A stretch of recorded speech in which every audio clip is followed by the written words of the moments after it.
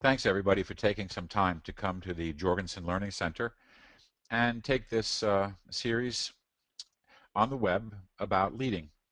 And the first piece is about leading in the 21st century. So to set the stage, let me talk a little bit about why we're doing it and what we hope to expect occur for the different people that may be listening to this webinar. Change is a normal part of just about every living system, and so far a normal part of our personal development. Most successful leaders that we've ever run into have an uncanny ability to change themselves through learning and all throughout their career. This idea of coming together to learn is probably the fundamental practice necessary for people to be successful as leaders in this century.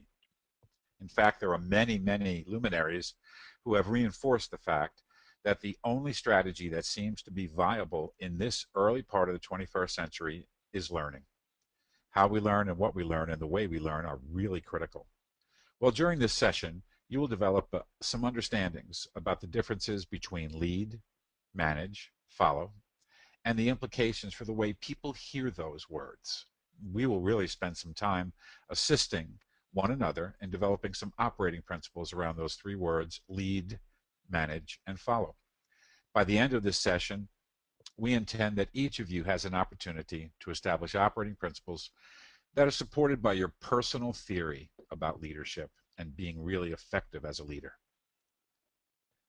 Every opportunity in conversational leadership is a chance to develop a common understanding about what it is we're trying to accomplish and what we hope will occur for you individually.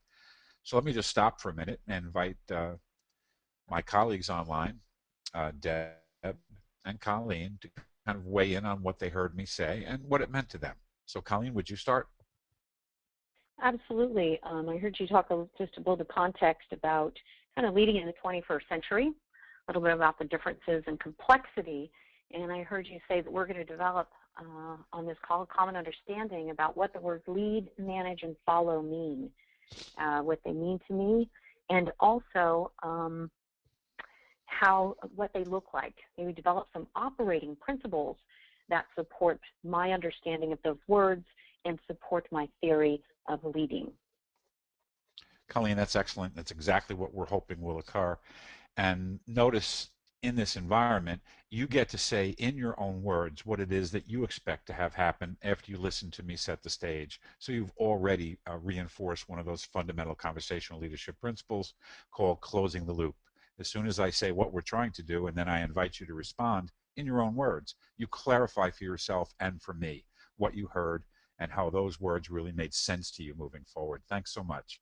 Deb, what are you thinking right now about this session? Well, I'm thinking that Colleen did an excellent job of putting in her own words what she heard you say, and I'll just take a second to build and then add a thought. And I think the thing that resonated with me the most was you talked about change being a normal part of a system, and then I'd build on it and say, at least in my experience, it seems that change is happening faster and faster. And the key thing is us coming together to learn, that is a key piece in this century. And it sounds like may make the difference between a extended, significant, and sustainable business model or personal model versus one that's on a continuing failing type of continuum. Yeah, and I think that's really an excellent way to think about that, Deb. Thanks. I hadn't thought about that.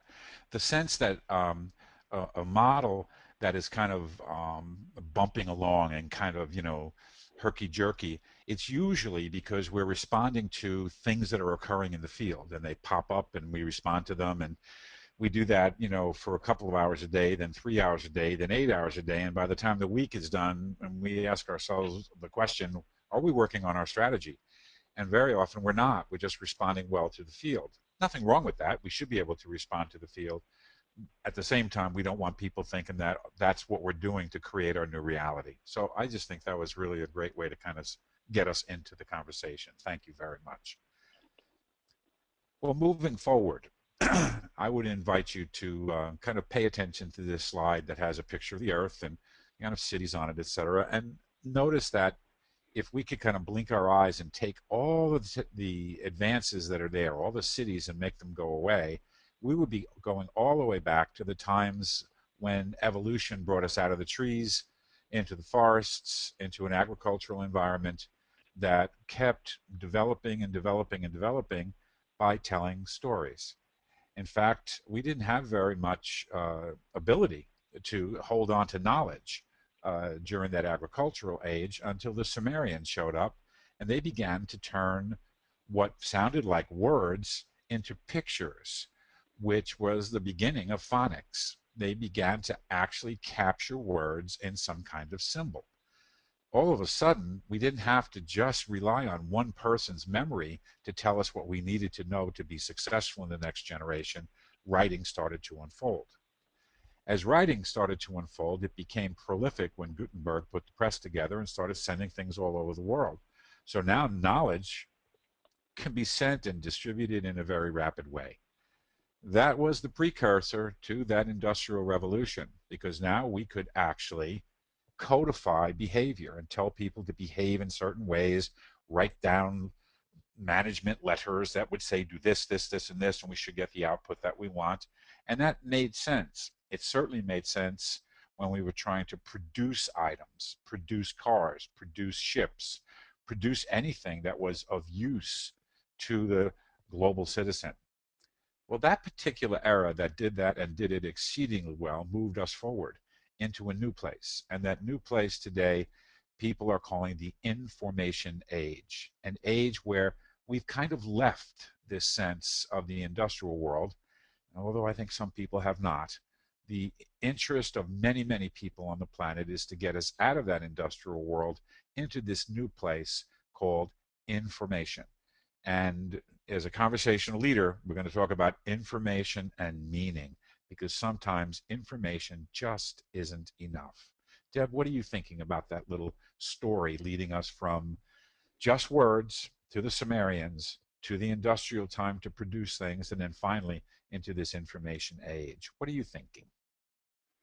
Well, one thing that came to mind as you were sharing that continuum with us, I was also thinking about how we still rely heavily on stories, and depending on who the person's telling it, and how we're hearing it, etc. I guess the one thread I still see is the power of stories.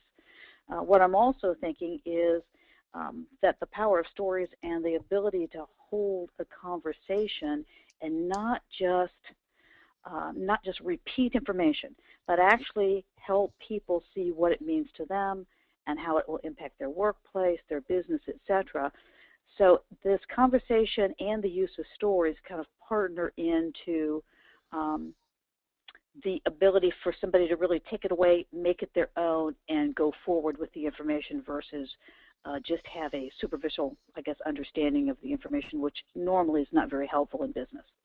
That is really a superior insight. One of the things that happens in many, many organizations is they produce information that they hope will help people, as you notice, the dance of change. They hope people will change when they hear this information. And the most interesting thing that I know the three of us have noticed in our practices is that information alone is never enough. There's something else needed. And you hit on it beautifully, the ability for someone to make personal meaning out about what's going on. And as you know, in that industrial environment, personal meaning was sometimes ignored. I've had people actually say, don't let them talk about it. Don't discuss it. Just tell them what to do. So it created a very interesting kind of relationship between the worker and the person called the boss, where the boss was telling people what to do on a regular basis. That was really great, Deb. Thanks. Colleen, how about you weigh in on that little piece?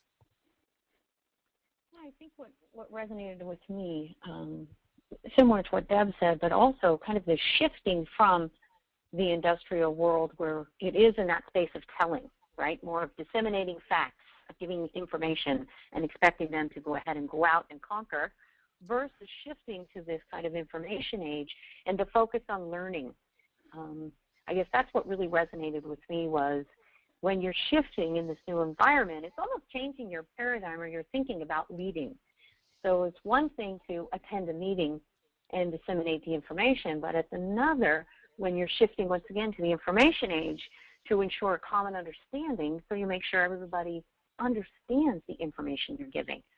How many times have you been in a meeting and you've set out, you've given your orders, right? And then everybody walks away and does their interpretation of what you thought they wanted. And I think that that gap, that missing link right there is definitely that common understanding and the learning piece. That's really great, Colleen. What happens, I think, in those environments, that's when leaders would get nervous and say, they're just not doing what I told them. I guess I haven't either incented them enough. So they begin to offer carrots and sticks. They start saying, listen, you got to do this, and if you don't do it, something bad's going to happen to you. Or if you do it, we're going to give you a good thing.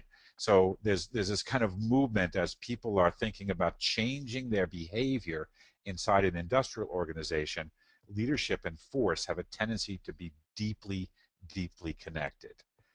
Now, as I say that, I want to come to a gentleman I really admire from California named Marshall Goldsmith, who says, what got you here won't get you there.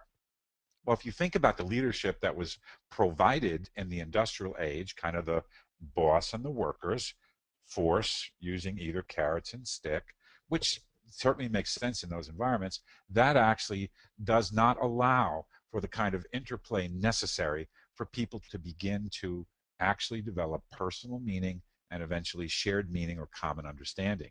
So this sense of, what got us here is wonderful. And I want to say the greatest possible number of kudos to the people that led through the Industrial Revolution.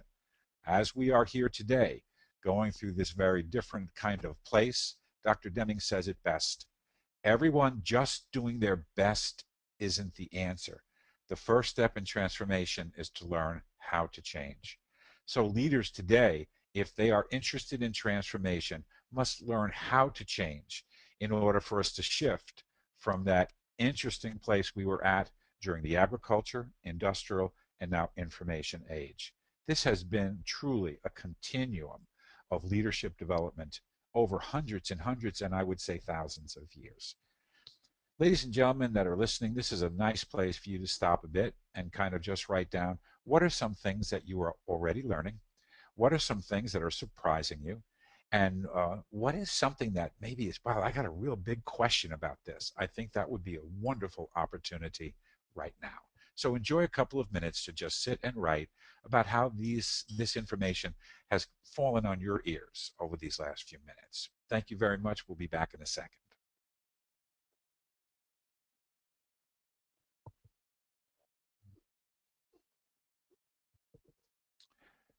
Welcome back, everybody. We're moving on to information and the industrial leader. And we've made a case already that the industrial leader was the one who held the information that was necessary, and they told people what that information was in the hopes that they would use that information, adjust their behavior, and change what they were doing in order to accomplish the results and the outcomes desired by the system. So moving forward, we want to think a little bit about these young people staring at a computer screen. A computer screen is filled with information flowing to it from the web, an area that is probably so understood that we don't know how to actually interact with it well. So for example, we have 2 girls and 2 boys staring at a computer screen. They're getting all kinds of information, and at the end of that, the question I would pose is, do they commonly understand and have they made meaning out of that information that was just flowing at them coming out of the web? In most cases, information alone never really solves our problems, nor does it help us make changes in our personal response to what's going on. I have a wonderful little story about that. During my earlier days, I had a wonderful opportunity to learn to fly an airplane. And when you fly an airplane, you go through a bunch of checklists. Now, this slide says we finished our in-flight checklist. What that means is after you blast off from the airport and you get up to the altitude you intend to, cruise around at, you stop and you go through a checklist to make sure that you've got all the right, everything's in the right place. The fuel's flowing, you're on the right tank, you're at the right altitude, you're doing what what air traffic control asks you to do. It's a little checklist everybody goes through. So here's a picture of two pilots, a pilot and a co-pilot, who finished their checklist, and they're very happy about it. And they're looking at it back and taking their picture taken, smiling, saying, we finished our checklist and we're feeling very good. Right in front of them is something that could ruin their day. So just having information saying, here's my checklist, I've checked off all the boxes, doesn't necessarily carry with it the power of shared meaning. Like, we sure should look outside the cockpit and see if there's anything else out there. Let's start with you this time, Colleen. What are you thinking about this right now? You know, I'm actually writing down and circling the word shared meaning. I think so many times people assume that there's shared meaning there and shared meaning exists. However, everyone does their best to do what they're told and to follow the checklist or to follow the information that's presented. But when there's no common understanding or shared meaning, then we all come to very different conclusions and act according to those. So I'm just continue to go back to that shared meaning. If we really want to ensure we're all on the same page, making sure that a common understanding is there is so critical. Well, I think you're beautifully stated. And if you don't get your head up out of the checklist, there are kind of unforeseen and unfortunate things may happen. So just because I have information does not guarantee effective action. And I think that's probably an important part of this push-pull leading world. Just because I have great information doesn't necessarily mean that my behavior will shift or change and become aligned with those interested in accomplishing the results of the system. Very, very cool stuff. Thanks, Colleen. Deb, what are you thinking? Well, Ray, I'm actually going to be asking you about a question I have and building on the shared meaning comments from Colleen. What I heard you say earlier is that leadership in force doesn't really allow people to make personal meaning or to build shared meaning. So I'm thinking the way I might understand it is I also either simultaneously or first need to be thinking about what does it mean to me, what do I make of it, do I really understand it, or just have I just memorized it verbatim, and either simultaneously or afterwards help build a shared meaning with my teammates to make sure if they see something differently, if they might build on my meaning, I might build on theirs, so that it's more than just a shared meaning, it's maybe a different meaning by the time we've had that conversation, and it's maybe a richer, deeper meaning. Can you help me understand a little bit more about personal meaning and what I make of that as compared to shared meaning and how I might build that? That's just beautiful. See, that when I'm working with any group of people, and certainly when I had the privilege of serving as a leader in different capacities through my life, there was always a need for me to go into the meeting prepared, meaning I knew what the information was and I knew what it meant to me. For a long time, I never really bothered to ask anybody else what it meant to them. I told them what it meant to me. I figured if that's what it meant to me and I'm your boss, that should mean that to you too. Well, over time, I ran into a number of potholes and some landmines that almost took me out completely as a leader. There was a time when someone said to me very directly, it's more important that you know how people understand that information from their own viewpoint. So I began to shift my conversations around to say, well, here's the information as I see it. What does this mean to you? What are you thinking about this? All of a sudden, we had all of these very different, rich conversations. In fact, when I made meaning out of that information, and I decided to do A, by the time the meeting was over, I was thinking about doing B, C, or D, as long as I was willing to listen to other points of view. So there's a piece here that I think enables richness of decision making and richness of planning when we really look outward into the group that we're working with and say this to ourselves: the wisdom is in the room. How do we pull that wisdom out of the people that are in front of us to induce it from the people so that we really can learn as a community and come up with a common understanding about what we need to do to move forward? That is just incredibly useful. And I think I'm going to stop there just for a minute and make sure you're happy with that answer, Deb, and ask you to talk a little bit more about what you're thinking right this second. Ray, I am happy with that answer. I think it helps me understand that there's maybe no exact science around it, but as probably a standard practice, most people build a personal meaning, whether they've read the information or heard it from one person or they've just reflected on it. And normally then it's the check-in with peers, teammates, etc., of how they see it. And like you say, that builds a richer, deeper, and maybe even if you're looking at a solution, perhaps a much more high quality solution to something. But I think a lot of times a lot of us stop at the personal meaning and don't look around or check in with our peers. And then we think everyone sees it the way we see it, and yet that's really most of the time, or many times that's not the case. So yes, great answer, and you've helped me a lot with that. And I think helped me too. You've helped me too, Deb, because I think I don't get the chance to say that enough, that the objective is to make sure if we really want alignment, people need to see it commonly. They need to mutually understand, commonly understand what it is we're trying to do. I don't think we can overstate that enough. So a leader in this century should be extremely interested in developing the capacity for people to become aligned through common understanding. It's probably one of the big phrases that the three of us have played with for a number of years: alignment through common understanding. Just superior, Deb. Thank you. Colleen, how about you? What are you thinking right this second? I was just thinking about information and behavioral shift, right? Because just going back to the change piece and how many times people they'll think, if this person would just do that, right? And they really want them to change. However, and it goes back to the carrot and stick, right? So instead of shifting and thinking, what can I do differently, or how can I perhaps surface this person's thinking and get them open or engage in a conversation where we're surfacing the wisdom of the group as well. So there are a variety of other perspectives being laid on the table. And that in itself, that conversation might perhaps surface a better understanding for that individual. And once they get it, because all that change starts from within, begins on the inside and works its way out, once they have an understanding, then you'll see a shift in that behavior and not the other way around.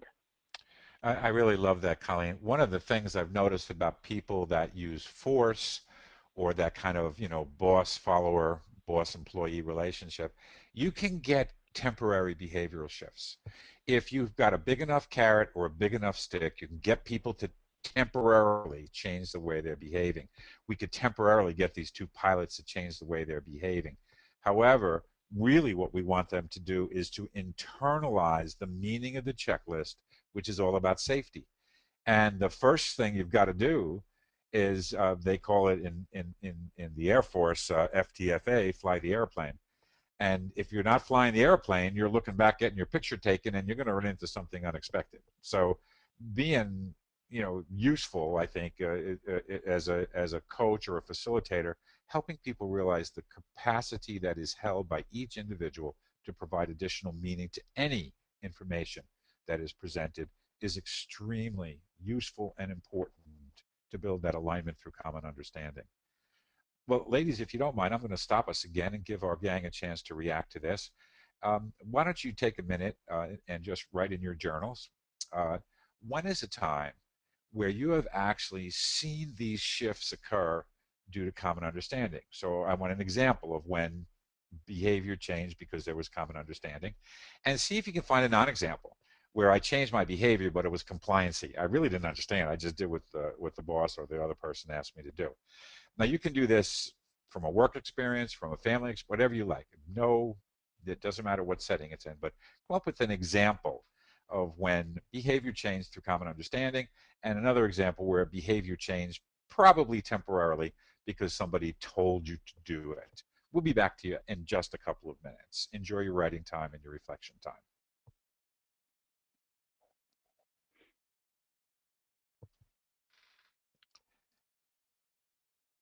Welcome back. So glad that you had a chance to think about that. And we look forward to your comments and questions at the end of the presentation, and certainly when we hold our roundtable moving forward in another session. But for now, let's continue forward a little bit. Leadership and force. We've talked a bit about that, where the boss in the industrial model is kind of telling people what to do, and the boss has all the knowledge and gives the knowledge out, just instructs people what to do. And we kind of think about that kind of like a push-pull leadership methodology. So I'm going to tell you a little story about this, and then let you go ahead and react to the story. Uh, the uh, the story begins with a gentleman who wants to teach his little girl how to ride a bicycle, and the little girl said, "I really want to ride my bike, and without the training wheels, Daddy, without the training wheels, please." Well, how could Dad refuse? Of course, he's going to teach her how to ride the bike. So he went out with her and took the training wheels off, and they were kind of having a nice time at this point. And she got up on the bike, and he's holding the seat. She's sitting there, and he coaches her to pedal hard and pedal fast. That'll keep it going. You know, momentum is your friend. I'm not so sure she knew what momentum meant, but that's what he said. And he kind of got going with her and pushed her, and she was pedaling like crazy. And all of a sudden, just about 5 yards down the road, she kind of toppled over and scraped her knee a little bit and was crying a bit. And Dad runs up to her side and says, "Stop crying, you little baby." And he kind of jerked her back up on the bike, actually pulled her hair a bit. And she says, "Stop, Daddy, that hurts." And he says, "Stop crying, stop being a baby, get back on the bike, start pedaling." Well, she's not really crying, and she's pedaling for all she's worth, and she fell over again. He was undeterred. He went over and further chastised her and ordered her to get on the bike again. This went over again and again and again until eventually, after much anguish and much time, she learned to ride the bike. I realize that the story is graphic, and the story is unfortunately true about so many ways people have learned to push and force and pull people into learning. And what happens isn't so much of this kind of unfortunate experience with this little girl. The problem happens a few months later when he says to her, "Come on, honey, I'm going to show you how to play catch." And she says, "I don't think so. I'm not going to try until I already know how. I'm not going to try until I already know how." Deb, I'll start with you. How does that story land on you? Oh, and as you know, Ray, I am pretty familiar with that story. And how it lands on, or I guess resonates with me, is I think sometimes as leaders, we think we're doing the right thing by, as you said, carrot and sticking, or perhaps cajoling someone into a behavior that we want them to show or example. And without giving, first of all, maybe a bigger picture just of the why, what is it we're trying to accomplish, etc. And I think the second thing is we try to micromanage everything they do, so that there's no personal meaning to the task at hand. And then we add the additional injury of making it a negative experience by making them wrong, or making them feel bad that it did not work immediately as soon as they tried to do it. We didn't allow the learning. So I think all of these mistakes sometimes start to build up either in an organization or a business, etc. And then people just shut down, and then we wonder why as leaders, well, why isn't thus and such doing an excellent job for me, or why doesn't he or she follow my lead or example? But I think it's a series of behaviors like this that eventually shut many employees down, and then it's confusing to the leaders of what to do. So that would be my take on it, and I have seen it, and I've personally not only experienced it, but I'm sure I've been part of the negative leadership in the past. Well, I think that's, God, Deb, thank you for that vulnerability. I would like to say I've done it too. I've absolutely behaved in that way. And I went through that whole greater good conversation with myself. Oh, it's okay if they feel bad temporarily. There's got to be a greater good here. And, and I think the point you made that resonates deeply with me is the one that is kind of underscored by the little girl's last phrase to Dad. "Oh, no, thank you. I don't want to learn today how to catch the ball. I'll wait till I already know how before I try." And if we create a space that is unsafe for learning, as leaders, we've actually stopped any opportunity for common understanding, shared meaning, and one of the really big conditions for learning, joyfulness. We take it away. And at some level, all human beings, they are born just, it's in their DNA to learn. They love learning. And these kinds of experiences, this leadership and force experience, shuts down that joyfulness and makes the space so unsafe that people are not able to move forward. Oh, Deb, that was really rich. Thank you. Colleen, where are you on this? Well, I think that story, it's really sad. That's where it lands on me. It's really sad because it's almost like it shifts with the dad's best intentions of wanting the girl to ride the bike. And I see this all the time in sporting events with parents and their kids. They just want their kids to be so successful. And yet, the way that they motivate them is through, essentially, the dad in your story, he was a bully. He was bullying this girl, even though his intentions were so good. And I think that it's that sense of awareness in leading as well, where we can think about, how am I showing up in this conversation, right? Am I pushing? Because when someone pushes, generally someone else pushes back. And is that really the outcome I'm looking for? And the other piece that kind of surfaced with me was learning. If I'm learning something new, I make mistakes. That's how I learn. And I think many times people expect perfection. And really, I think there is no true sense of perfect, because as we're learning, we need that safe space. So I have an opportunity to ask questions, to know that I might fall off my bike a couple times, but someone's going to be there to encourage me, to perhaps give me some suggestions of what I could maybe learn, what I could do differently so I could get a different outcome.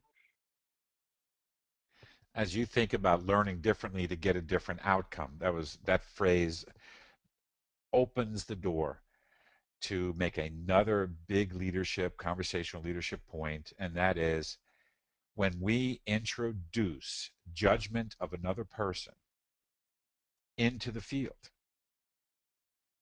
automatically we make the space unsafe.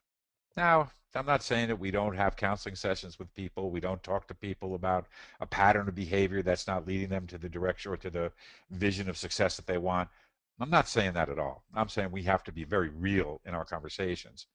However, unless the person is having some kind of psychological issue, people generally will do the best they can in a given circumstance, and it is up to us as people in the facilitation, leadership, coaching environment to provide the opportunity and space for them to learn. I think that is just really what this whole session or whole section is about. Leadership and force, we get it, we understand how it works. Short-term victory, long-term problems. So this was a really good time, ladies and gentlemen, for you to take a couple of minutes and think about what kind of leader do you wish to be? How do you wish to show up in the field? What kind of leader do you intend to be in the future? And what you were in the past is what you were in the past. I will admit openly and honestly that I have been forceful. I have bullied. I have done that. The unintended consequences were not desirable, but I have done it. And sometimes I did it knowingly because there was a short-term result that needed to be attended to, that just had to be taken care of. At the same time, I could not delude myself to think this was an effective way to lead. And I needed to be ready for the unintended consequences. So, great question for you to kind of noodle on for a second and make a few notes in your journal. What kind of leader do you wish to be remembered as? What kind of mom? What kind of dad? What kind of daughter? What kind of son? Because in this next section, we're going to talk about leaders and followers and managing. Enjoy your writing time.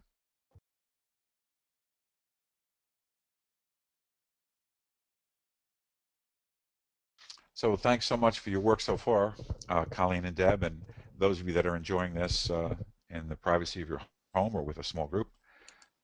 I thought it would be useful, since we've covered quite a bit of material so far, just to take a temporary time out and ask us all to think about this 21st century leading in a very personal way, because we are working on building personal leadership values and operating principles, which we'll come to shortly.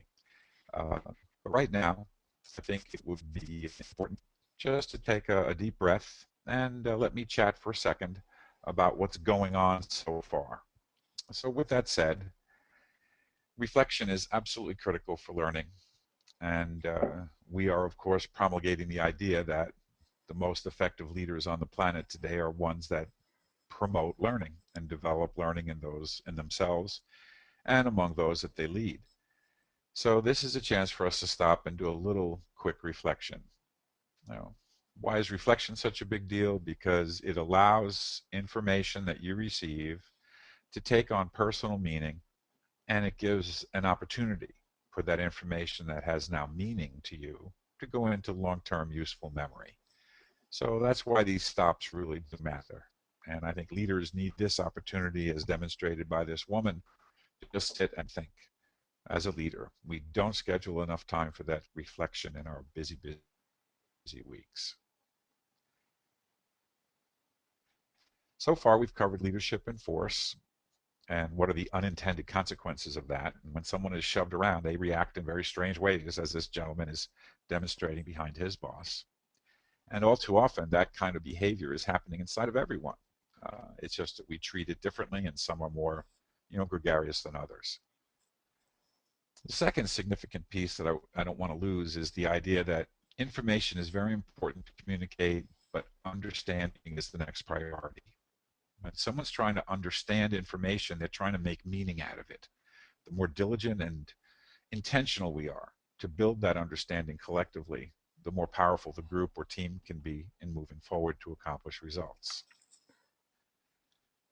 There are so many mixed signals out there that every time you see one, that's an opportunity to think about, what does it mean to me? Well, how does this resonate with me? What am I thinking? What am I feeling, learning? All of those edges that allow the information to kind of develop for you, for any learner, as real and usable. We talked about push-pull leading, where some well-intentioned people do things that can be disastrous and can make people become less likely and less eager to step into the world of learning when something, not necessarily this traumatic, but something close to this trauma occurs when they're trying to learn something new. So let's just take a little stop right now and invite all of us to, what do you write to yourselves for a minute or two, what are your most significant learnings? And we'll come back in, and Deb and Colleen can weigh in on the things that they think were most significant so far. So let's take a short pause.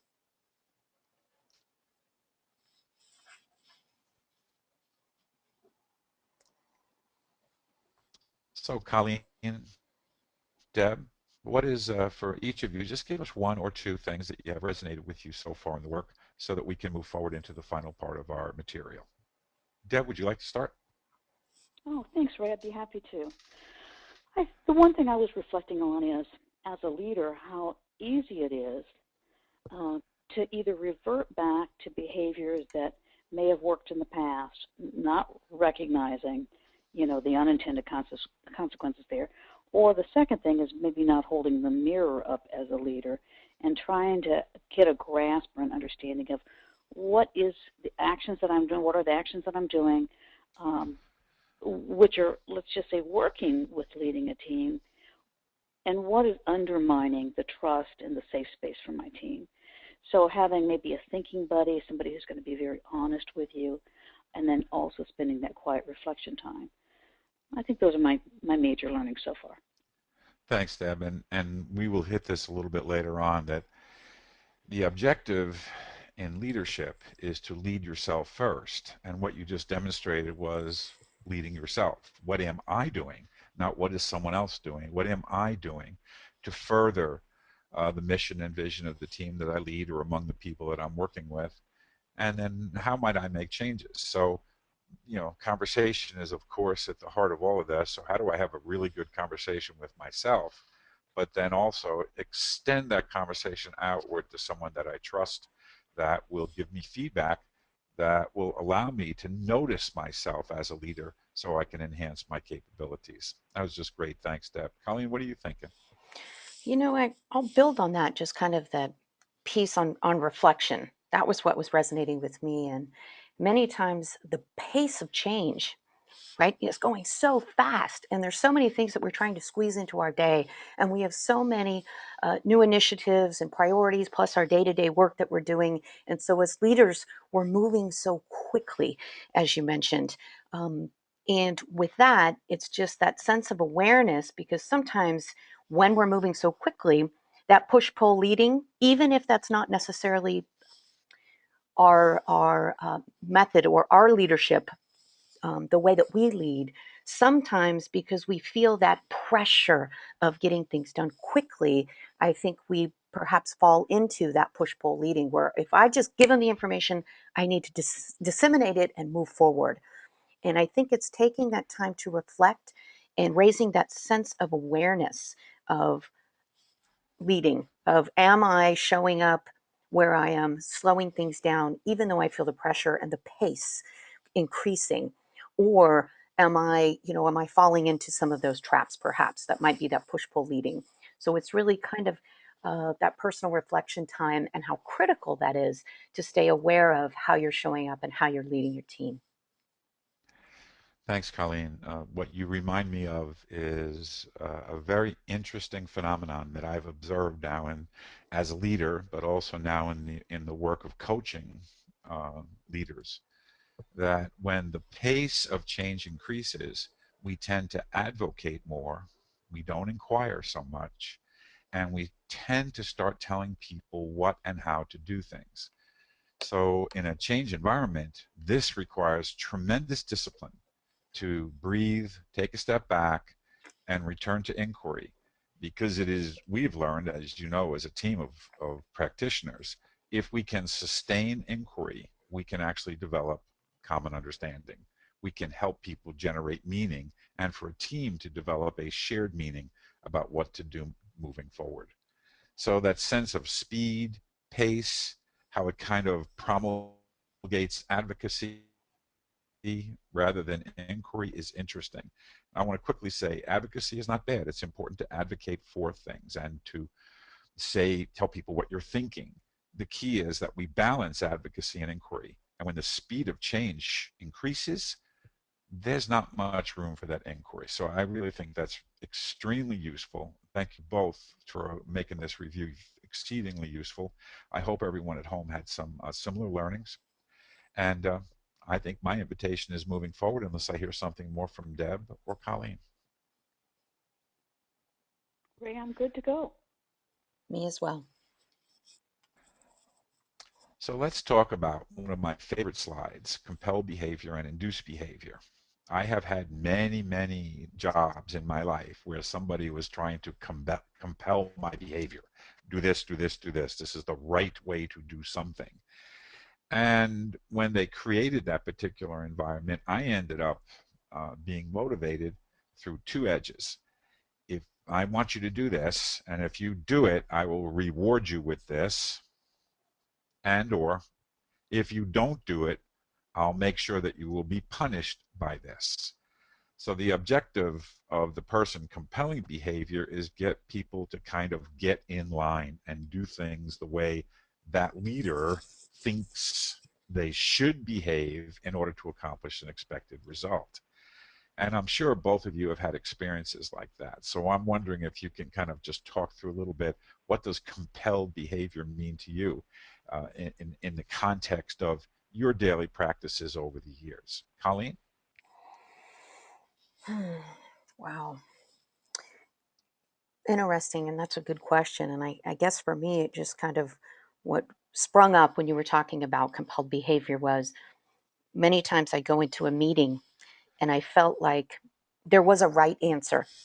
And if I didn't come up with the right answer, um, I would get Mm. thrown under the bus, so to speak. And so it was interesting to live through that time when there was absolutely a direction that they wanted us to go. And did they make it clear? Sometimes?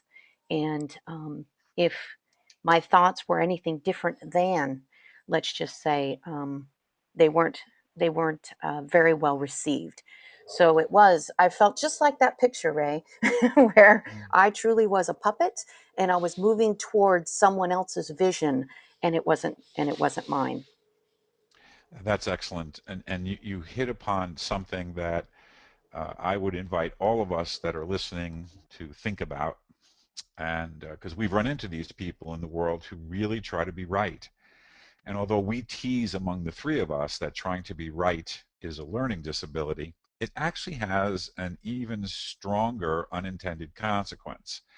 Because when I am trying to be right and tell my children or someone in my life or someone that, uh, worked in the environment where I was leader, when I was trying to be right about something, I was actually bullying them. I was trying to make them think and behave differently than they were. And that is a very interesting set of behaviors for a leader. And it is certainly about manipulating circumstances and rewards and punishments to make sure the behavior that I think is, quote, right, end quote, comes out of them.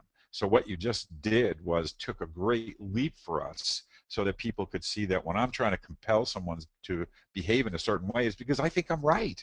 I think I have the right answer. And this is probably one of those places where, unless we're trying to take a hill in the military or win a skirmish or in a very, some short-term, wonderful result that we're trying to get, compelled behavior has really quite significant unintended consequences in terms of how people feel. Like you said, you really didn't want to bring your voice forward again once it was explained to you how your thinking was wrong. So, Colleen, that was really a great entree into this particular section on compelled behavior. Deb, what are you thinking about this? Well, my thoughts are a bit different only from the perspective that I've spent most of my adult life in sales. And so I really began reflecting on this actually a few days ago, Ray, in reading something that you had written about the school system and rewards and um, children perhaps getting a monetary reward for doing an errand. So our deeply, deeply embedded belief of I'll do something if I get something from it. So now Mm, taking the leap to an adult, as I said, I spent my whole adult life in sales, and it's very widely accepted, and in fact, it's just a standard practice to perhaps put on a promotion or to give extra incentive in a given period of time. And I heard you say that that's totally acceptable on a short-term basis, and I think you said take the hill. I think what happens, particularly in the sales world, when we need to produce a sale, is we rely so heavily upon this compelled behavior in terms of not a negative, but oh, here's a positive, here's a reward for doing something in a given month, that we then create a heavy pattern of promotion after promotion, or reward after reward.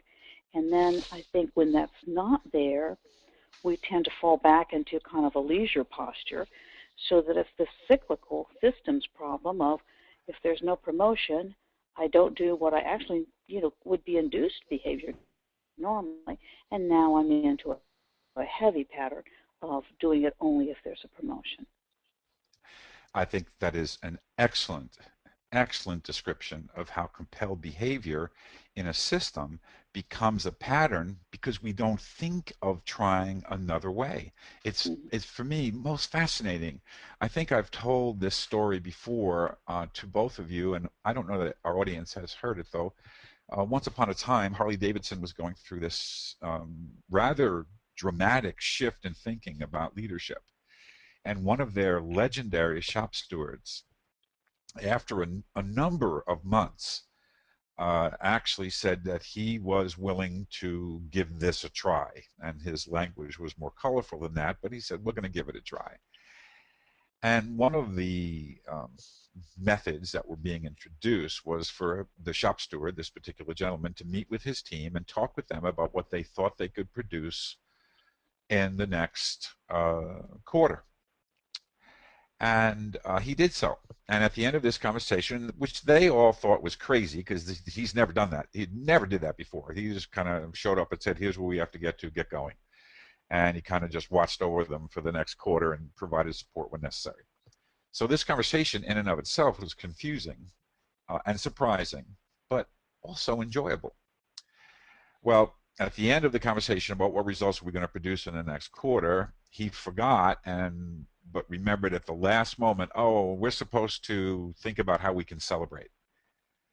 And he said to the guys, and I'm not supposed to decide what the celebration is. You have to tell me what you want me to do or what we should do to celebrate if we hit our numbers. And now they're really stunned. They're just staring at him. And one of the guys says, if we hit our numbers, you have to get us a chocolate cake. And they all weighed in on that. Absolutely. Chocolate cake, that's what we're going to do. Well, you know the story. You can probably sense the outcome. At the end of the next quarter, they hit the numbers. And the day that they hit the numbers, they reminded their shop steward, hey, make sure you bring us that chocolate cake tomorrow. Well, so the next day he shows up with a chocolate cake that he made himself and a couple of cases of beer, and they sat on the loading dock at the end of the day, ate the cake, laughing and drinking the beer. This is fascinating at some level because it isn't about a reward.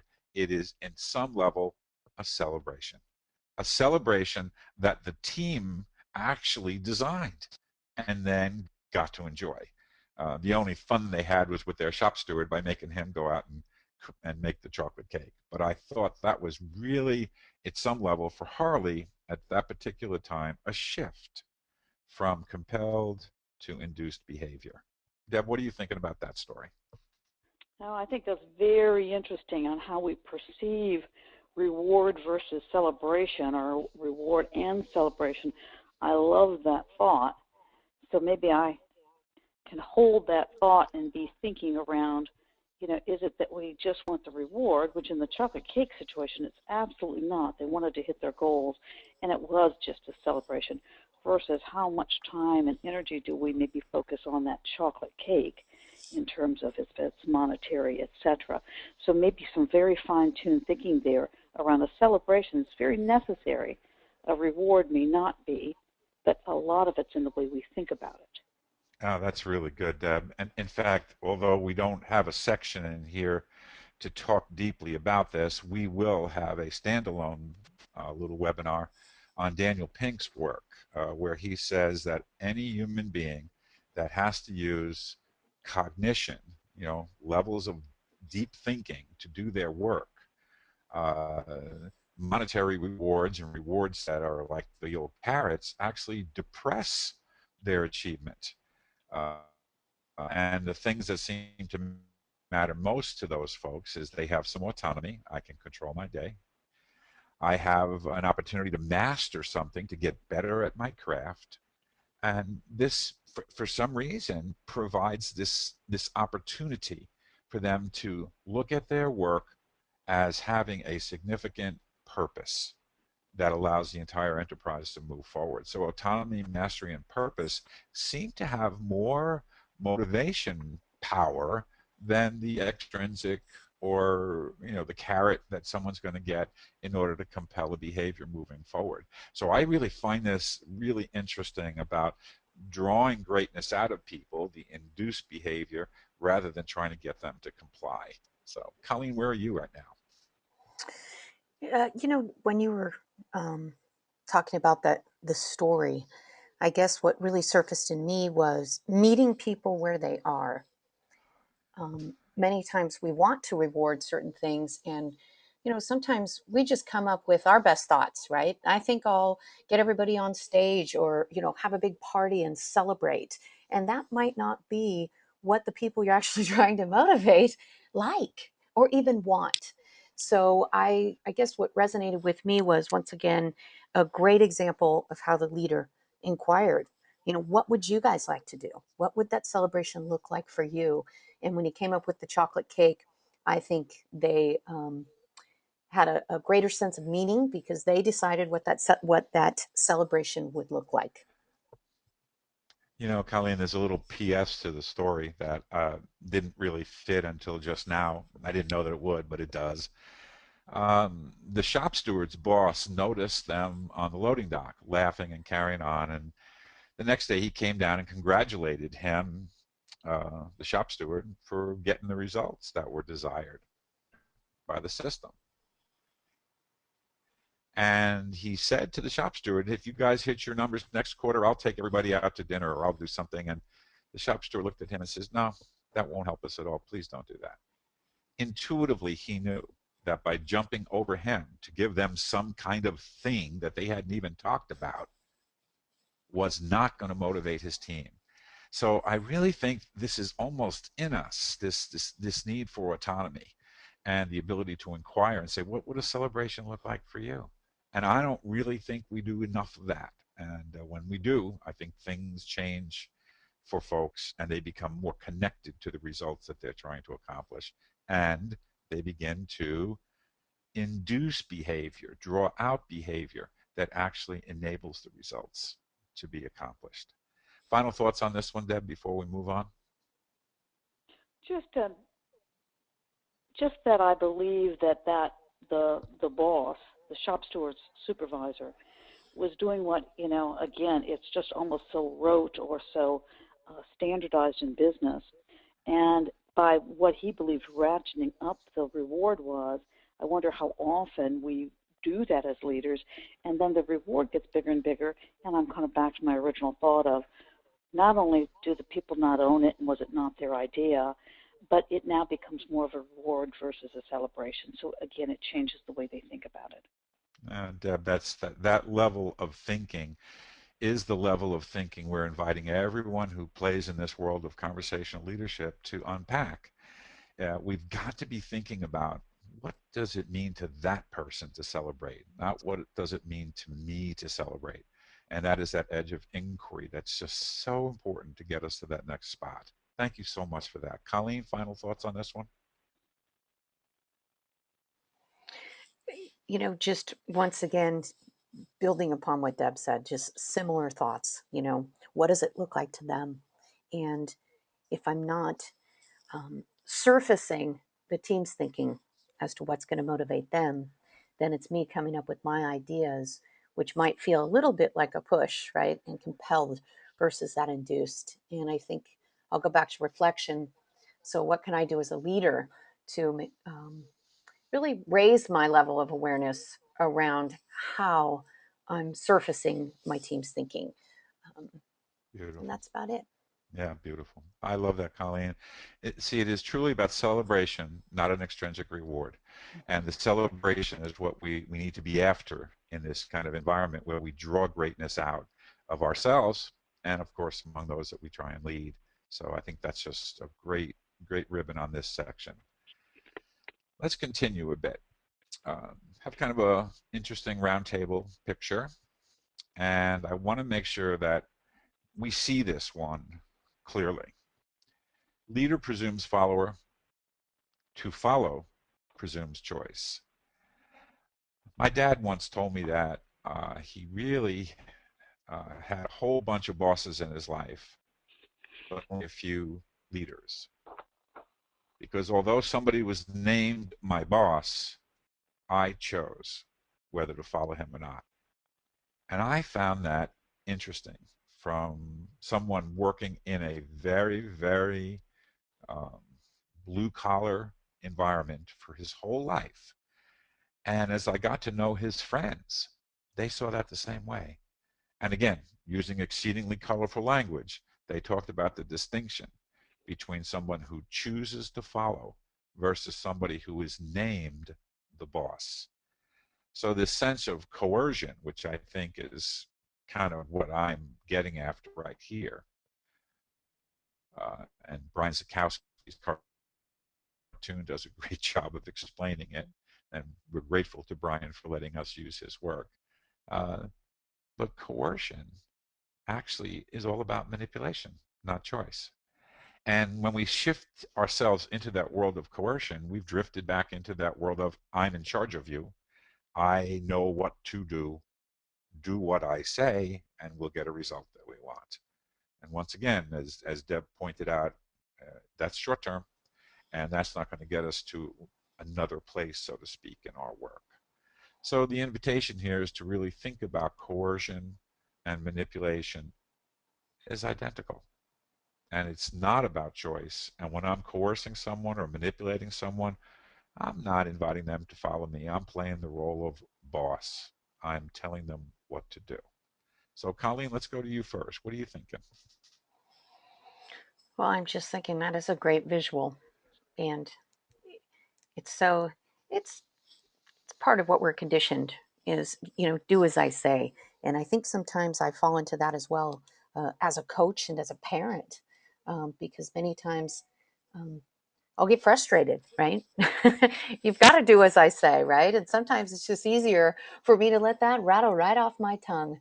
And I think the one thing that I'm learning in both capacities, whether it's professionally or personally, is it's so critical for me to enroll them, and for um, whether the team I'm coaching or my boys, to understand the why behind it.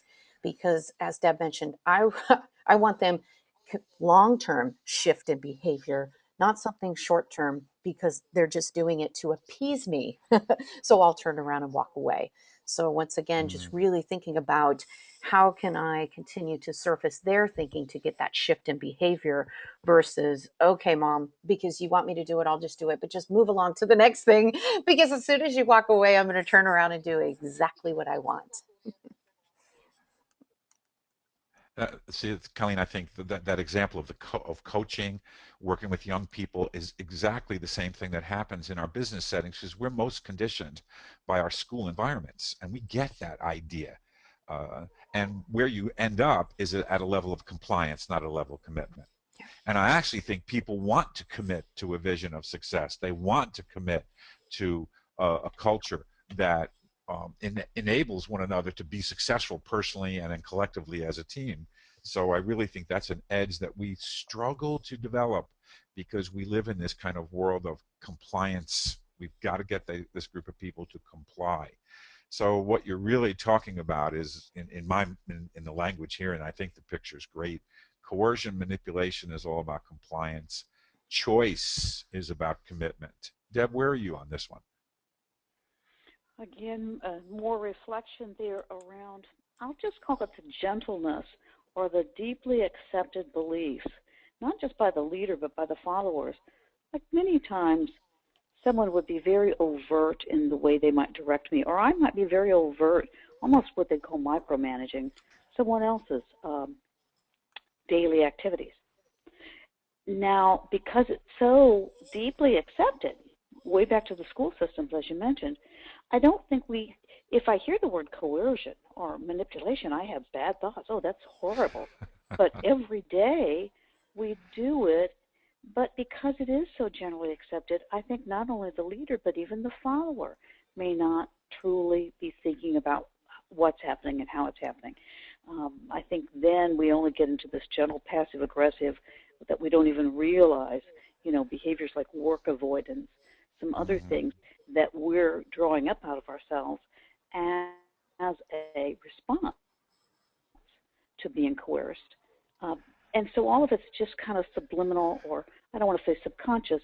And, I believe you have to be kind of awakened to the thought process there as both a leader and a follower.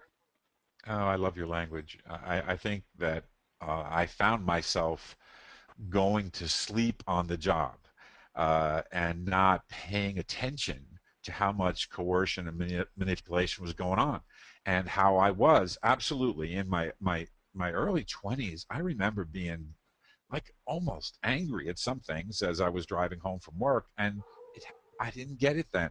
But it was the unintended consequence of somebody trying to make me behave in certain ways all the time and never inviting my voice, never talking to me about it was. And I absolutely, I think, went to sleep.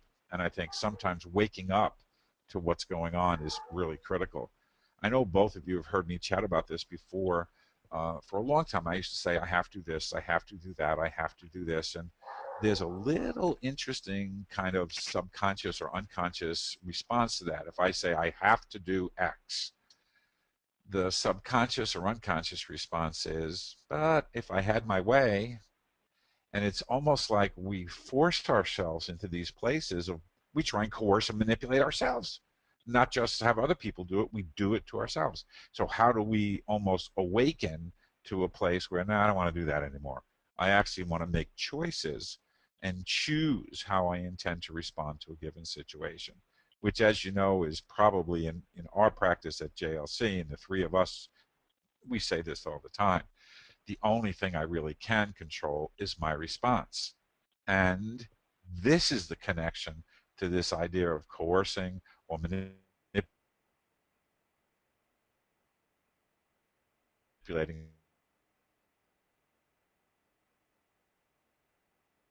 somebody to get an outversion, manipulate behavior, induce behavior.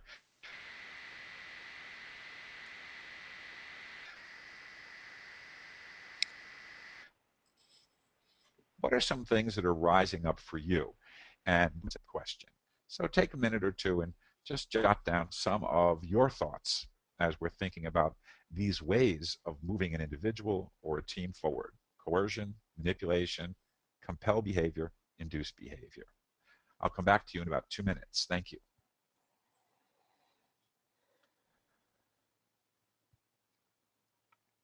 So Deb, how about just give us one or two ideas that are unfolding for you in your reflection period?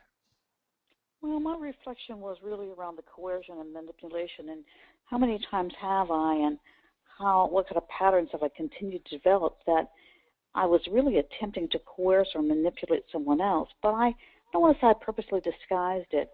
The conversation, though, might have been a very gentle conversation, not at all, in my opinion, negative, but still very much a telling conversation. So my reflection is around how can I, how can I hold that mirror up to myself on a regular basis, and before I proceed into a conversation, think about, is this coercion, manipulation, or is this allowing the person and I to have a conversation of inquiry around where they think they should move forward? Yeah, this is elegant thinking. Thank you. One of the things that I work toward in my own practice, just myself, is what kind of bounds me? What makes me generate a commitment toward something, toward a result, toward an institution, toward a person? And it is about that ability to inquire to a point where we have a common or shared understanding about what it is we're trying to accomplish together. Just recently, here where I live, some of the folks are preparing for a grandchildren's camp. And they were very busily talking about all the activities they were going to do. And they began to argue about which activities were the best activities, etc. And as gently as possible, I inquired, what is the vision of success for this particular group of kids? And how would we know we got there? All of a sudden, the activities began to line up differently. Now, if the question wasn't asked, somebody who is extremely well-intended and actually very gentle in the way they present themselves to the world would not hold that conversation and simply say, well, great, but I am in charge of this, so because I'm in charge and I've got to make the decision, and I know you won't all agree with this, here are the things I think we should do. So once again, we align ourselves around the structures, the things we're going to do, and we don't take that extra minute or two or a little longer to say, what is our commitment toward a vision of success? So Deb, you just opened the door to that sense of what really binds us together as a community. And my invitation is to consider it is that picture of success that we commonly understand that binds us together, that allows us to design activities and structures to go there. So that was just wonderful opening for this next section that we're going to go to about personal practical knowledge shortly. Colleen, where are you on this one? Just building upon your statement there, Ray, um, how you elegantly in your story talked about you used inquiry to surface, right, to surface that picture of success and to help build that common understanding. And I think so many times that's kind of the missing piece, right? They all had great intentions and they all wanted to provide an unbelievable experience for the grandkids.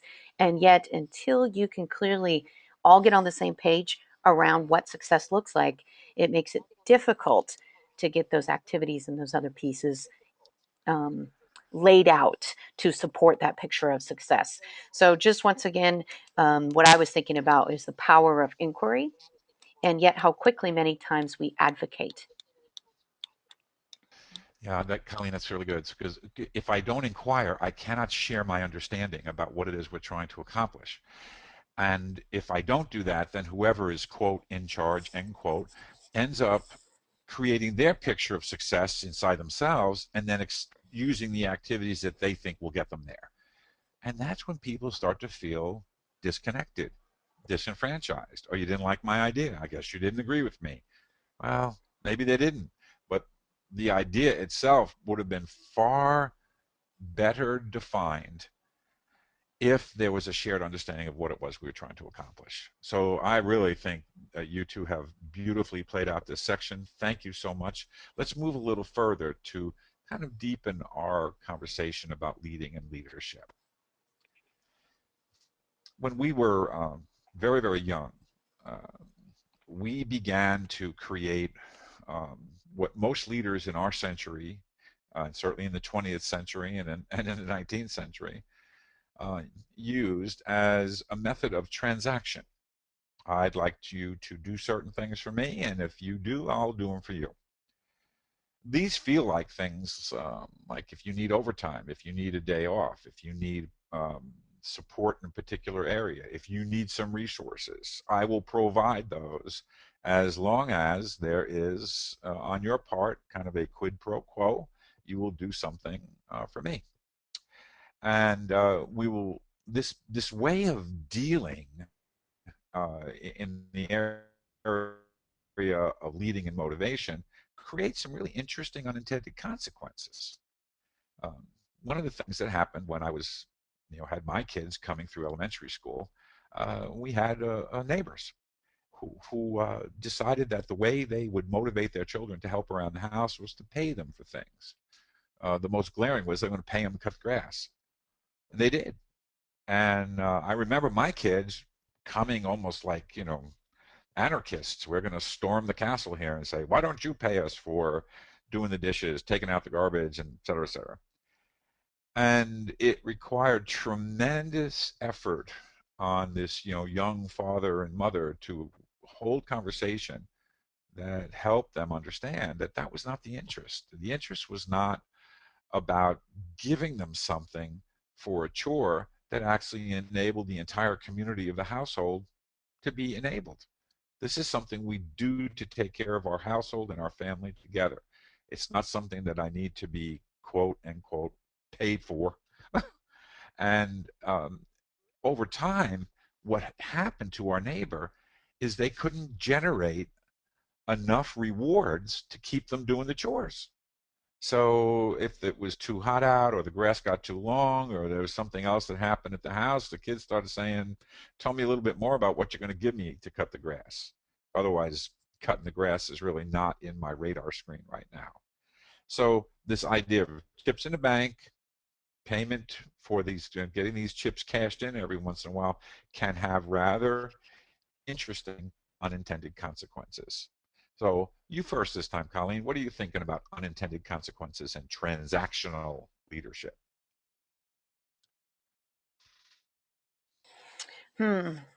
Interesting story. um, I think that sometimes as leaders,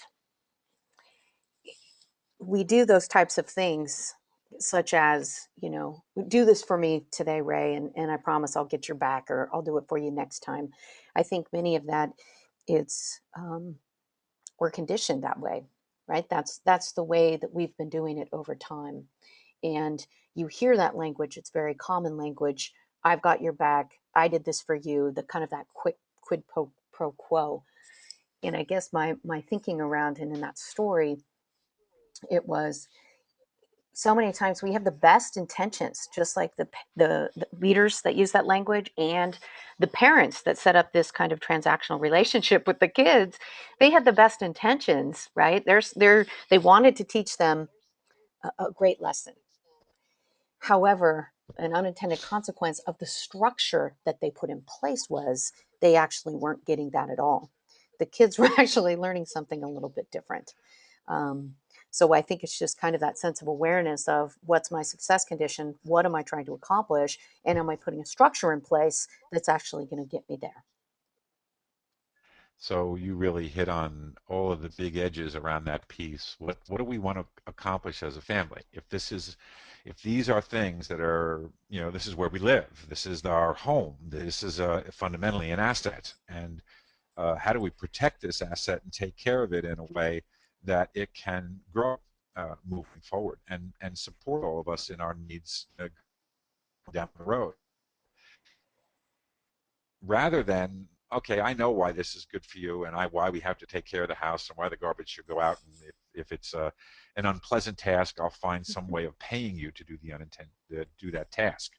So, and I thought you very well articulated the unintended consequences of that. It goes back to what binds us and creates commitment is a shared, commonly understood vision of success. If we don't create that, we actually create a whole new setting for ourselves. Deb, over to you. What are you thinking right now? Feel free to build or add something new. I think I'll build on a couple things, and maybe I'll also ask you, Ray, an additional question about some of Daniel Pink's thinking. But I do see now more clearly that this quid pro quo, as we talked about, it actually disconnects us further from the vision, because we see it often. We could potentially see it daily or hourly, depending on what our work might be. And so we get so tied so closely to the payoff, maybe a short-term payoff, that I think it then replaces some of our thinking around the higher goal, as you say, the higher goal or the vision. So this constant payoff for action items, let's say committed actions, I think takes away and could potentially detract or distract from the higher vision. And if we spent maybe as much time, or at least nearly as much time, discussing the vision and reconnecting ourselves there, but I think we spend, for the most part, in many organizations and even families, not as much time in the conversation around the vision and what we see. So my question short-term payoff was great. What's your question? I loved your piece. Oh, thank you. In reading Daniel Pink's, in reading the Daniel Pink book, my thought was also that there was kind of an underlying requirement for someone to look more to the vision and the higher purpose. And that was kind of Maslow's theory. He didn't say it this way, I don't believe, but that you did have to have your basics taken care of. In other words, I couldn't pay someone a vastly,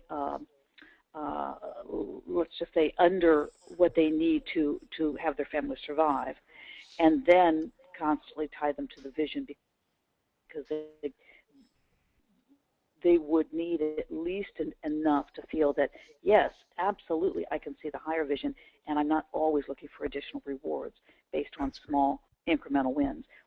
Can you remind us a little bit about what Daniel Pink said? Sure. Yeah, that's really good. Anything that requires some level of cognition is where he was going with that particular piece. And he used to say, and has said, the research over the last decade says, take money off the table.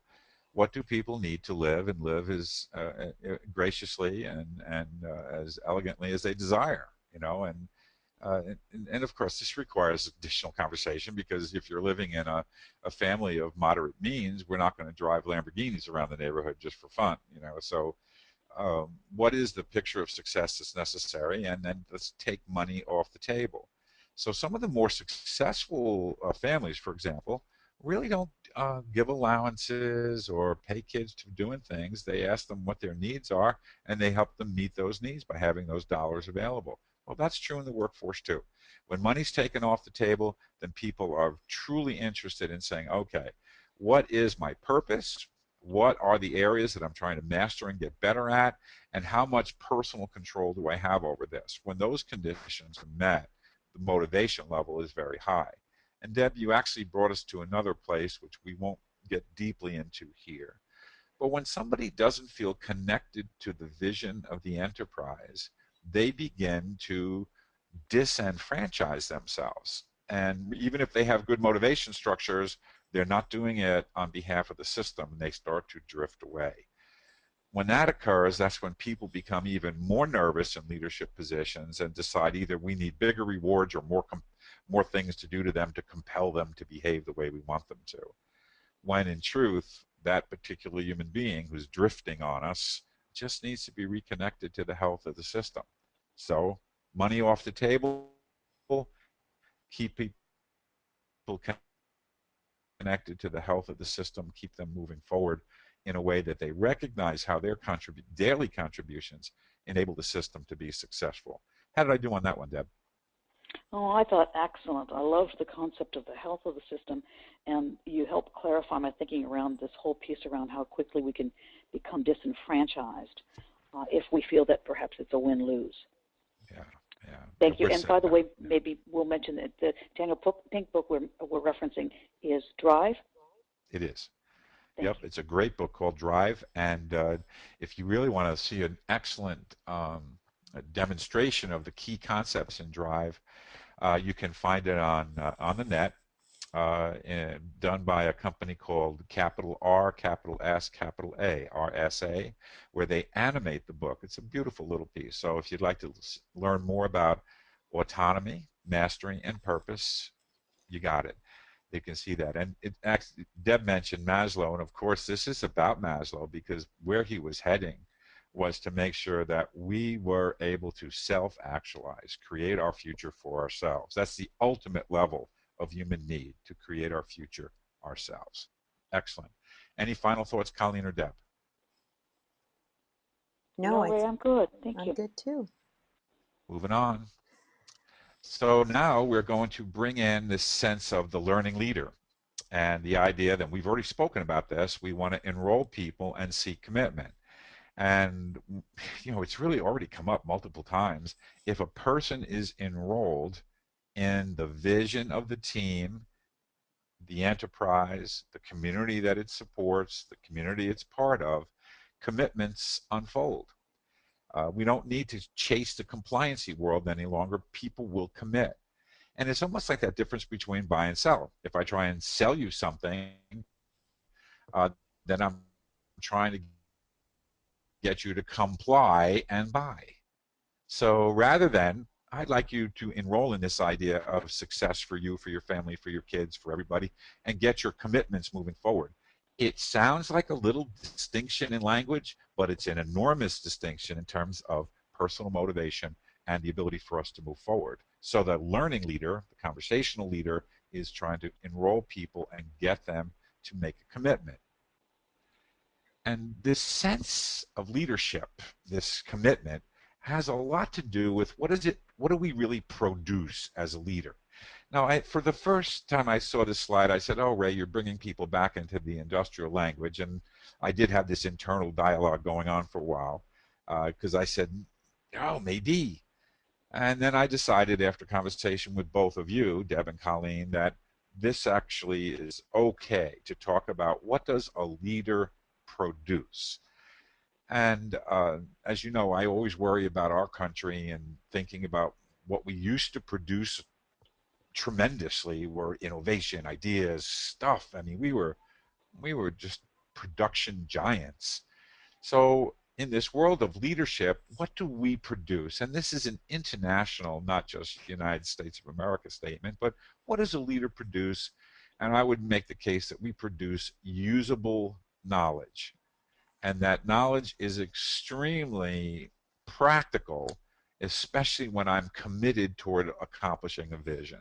So leaders produce usable knowledge, and that usable knowledge is most beneficial when people are committed towards accomplishing a particular vision.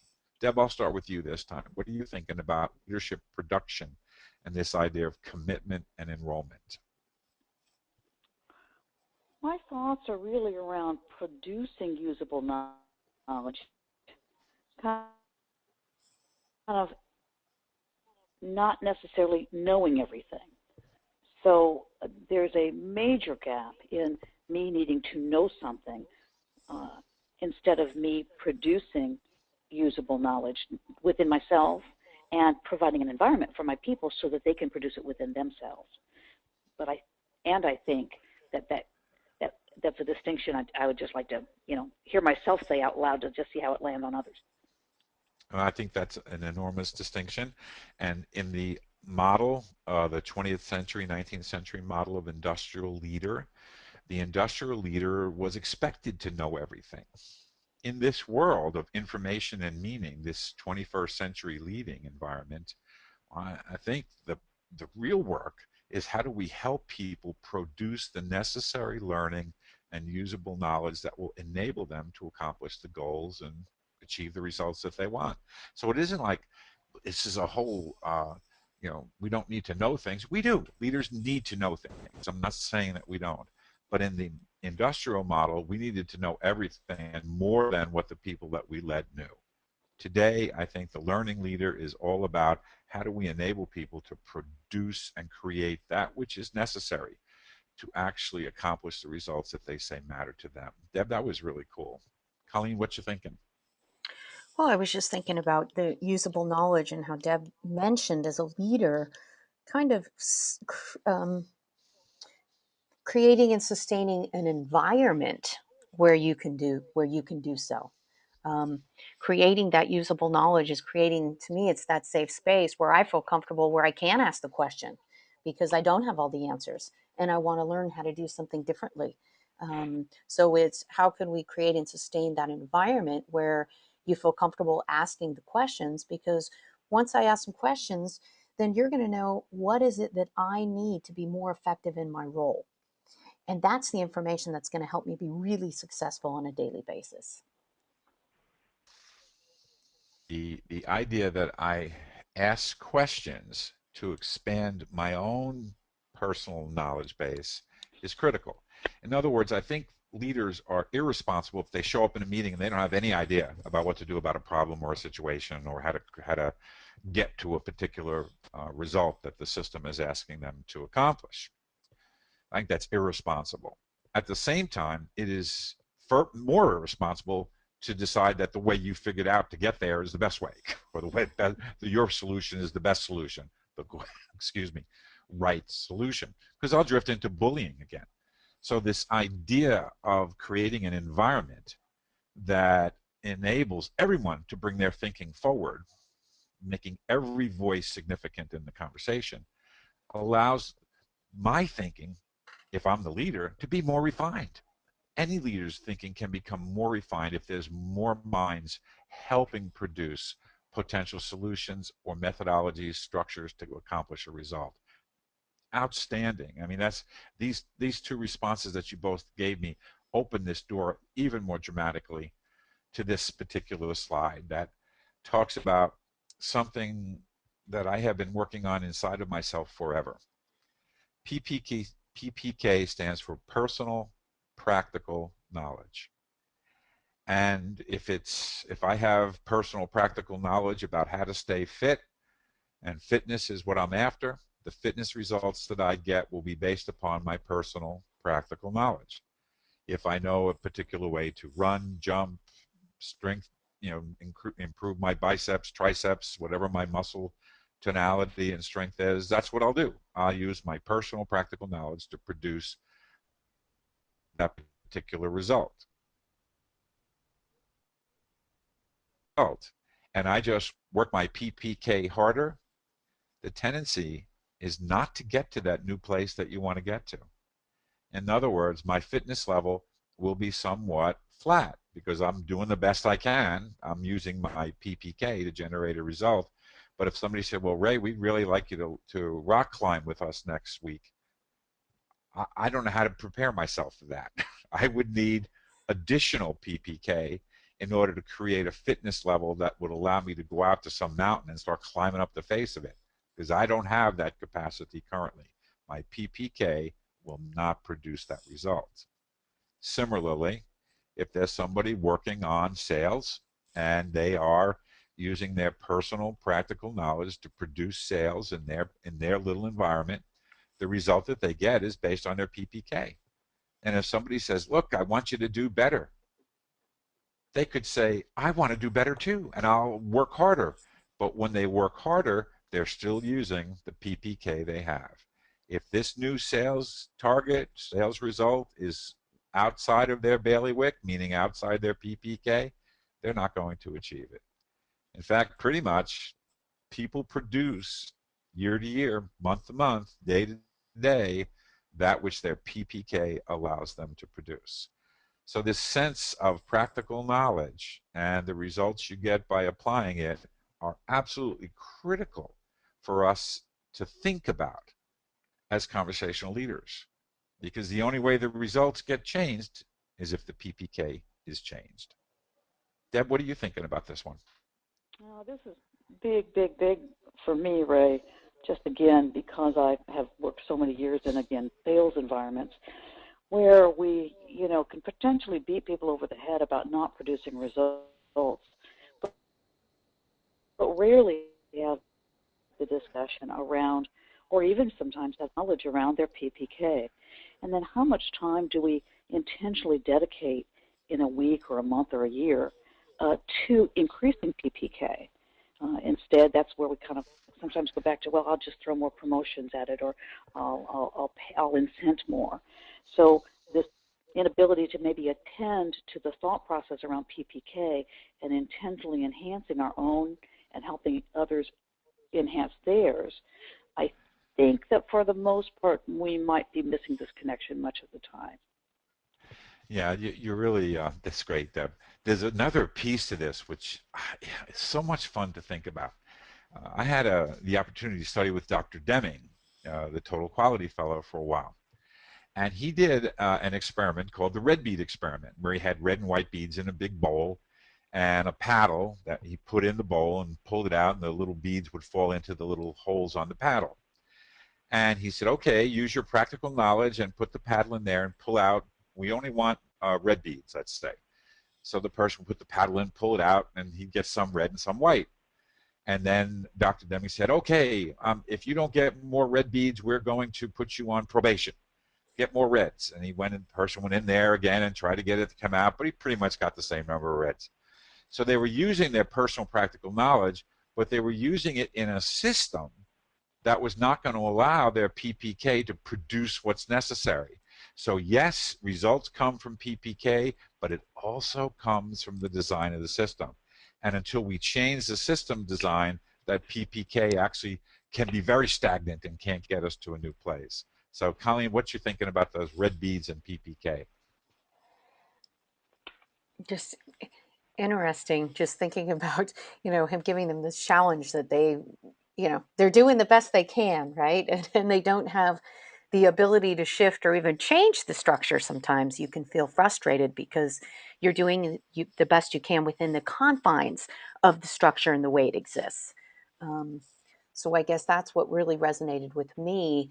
And I guess in looking at that, what would it look like in conversation if you were chatting with somebody, was going to be the question that I would ask you, Ray. If you were going to have a different type of conversation with someone, trying to, if they continue to do the same thing, getting the same results, what would that look like in conversation? Of course, that's the old definition of insanity. And the person trying to pull out those red beads, that is the definition of insanity.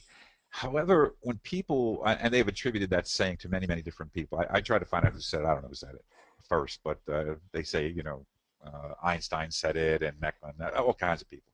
In any event, the interesting part of that particular experiment for me is that even though I might increase my PPK, unless the structure of the system changes with me, results will not vary. And I was so taken by that it was for me a breakthrough in my own thinking about the need to design, where design is one of the critical components of a learning leader. If a conversational leader is not designing opportunity for new PPK to generate a new result, almost like sending people to professional development is not going to get us a new place. So this idea of producing usable knowledge, PPK, is critical for a learning leader to do that. A conversational leader should be doing that.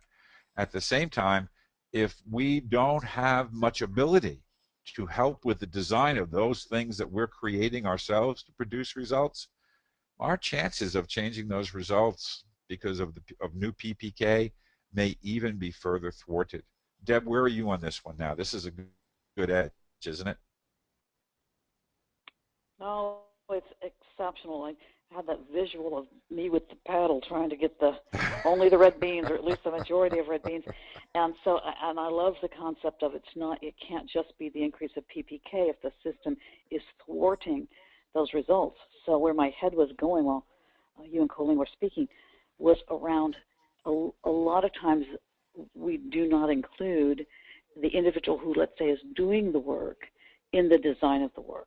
And so sometimes I'm sitting here thinking maybe even a simple inquiry of, well, how might you, if this is the result I'm looking for, more red beads than white, then how might you do that? So obviously I would have tossed away the paddle and went in with my hand and kind of tried to manipulate at least something.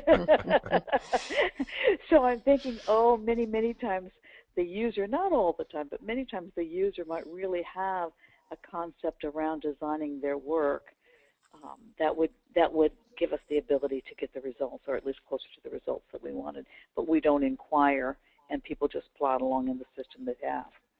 Sure, because the system actually determines our behavior. The structure of the system, like if that's what I'm touching, it could be something as simple as a sign-in sheet. I have to sign in every day, or I have to check in every day. Whatever it is that is part of my daily routine, somebody designed that. And the designer of that particular set of structures is actually holding us kind of captive to these results. To get beyond them, we'd have to ask a whole lot of questions, and the right place to ask them is right on the floor. Okay, how would you change this in order to achieve these new results? So there's great practical knowledge in people that are working in the field, and at the same time, that's the group of people that needs to be able to say, here's something you could do differently with structure. So this particular slide has so many edges to it. I think we could stay here a while, but at the moment, I want to drift us a little bit into what you were just talking about, Deb.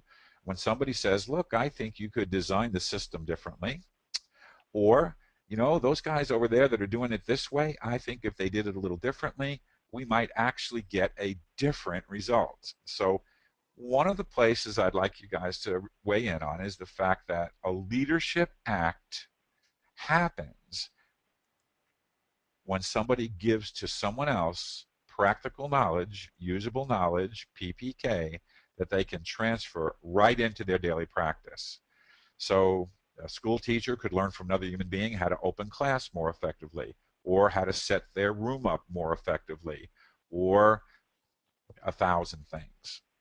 Someone in the military medical programs where I work, I've watched people help new people show up and say, listen, this is how we've been doing it, and I've been watching you do this, and you're doing fine, but what if you did this differently in terms of how you respond to this client? All of a sudden, that new person has new usable knowledge, new PPK. So in the sales environment, when somebody is attempting to have a conversation with a family about their needs, there's a way to do that, the way I know to do it. However, if Deb came to me and said, Ray, how about if you tried this particular way, and all of a sudden I try the new way she taught me, Deb has performed a leadership act. So where I am right here is to really be very granular and say when somebody helps another human being acquire PPK, that is a leadership act. Colleen, let's start with you this time. What are you thinking?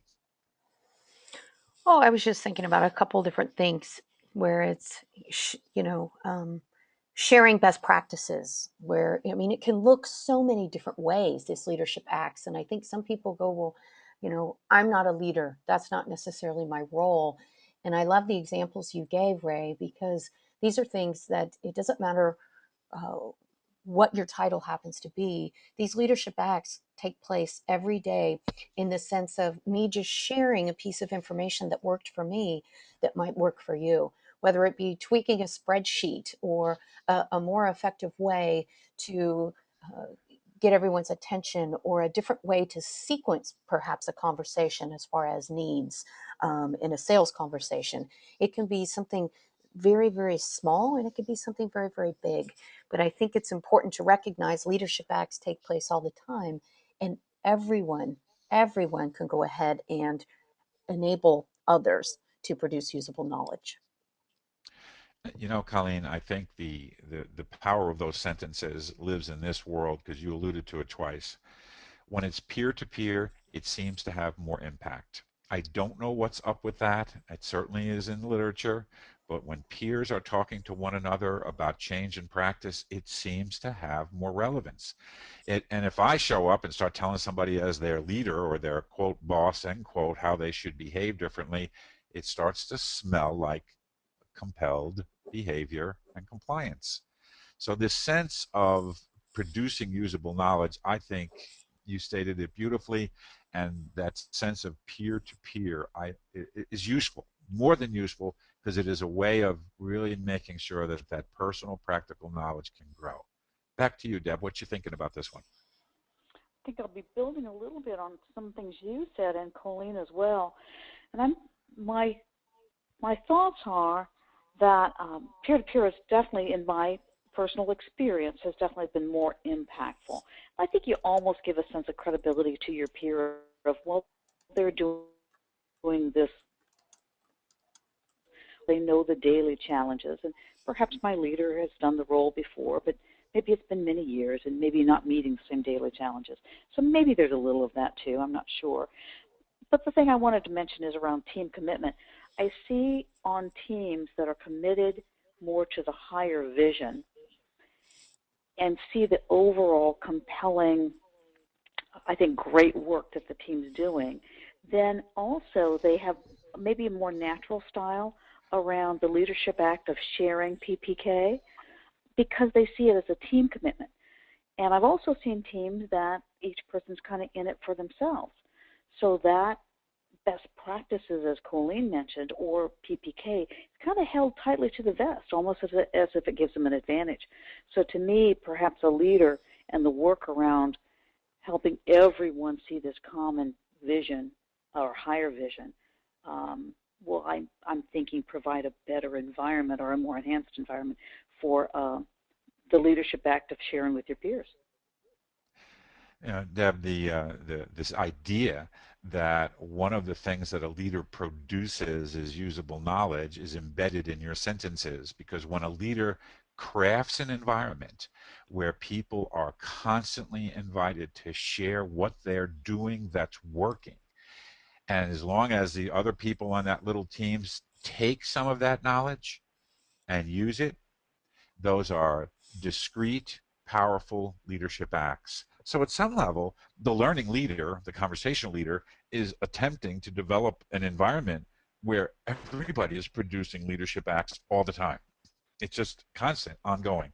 It is probably the component that enables this this world of leadership to be truly exciting, where what I'm really doing is building a space where folks can take their learning and share it with one another so that they can increase their PPK. Mm-hmm. And the nice thing about this kind of lead in from structure is that when we're increasing our PPK, if I have some autonomy, I can also change my structures. And if I have more PPK about how to do that, I'm going to get better results. Just excellent, both of you. Thank you so much. This is a good spot for us to take a pause, and I'm going to invite those of you at home or wherever you are listening to the seminar to just respond to a couple of things. Number one, the idea of producing usable knowledge as a leadership kind of requirement is interesting to us, obviously, at JLC. What is your take on that? How do you see your responsibility as a leader in the context of producing usable knowledge? That would be part A. And part B, how is your PPK changing as a result of being in this conversation with us? Take about 3 minutes or so, and we'll come back to you and continue our conversation.